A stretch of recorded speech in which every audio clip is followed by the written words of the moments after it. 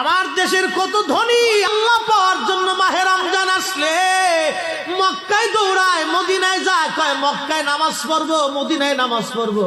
1 রাকাত নামাজে 1 লক্ষ রাকাতের সওয়াব, 1 রাকাত নামাজে 50,000 রাকাতের সওয়াব।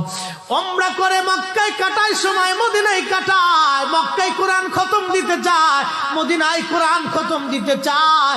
সওয়াব মাহে রমজানে অগণিত সওয়াবের আশায় ব্যক্তিগুলি আল্লাহর ঘরে হাজিরা দেয়, কিন্তু বাড়ির পাশে গ্রামের কত গরিব মানুষ টাকার অভাবে বাবা ভালো ইফতার করতে পারে না, টাকার অভাবে কত মা ভালো সেহরি করে রোজা রাখতে পারে না।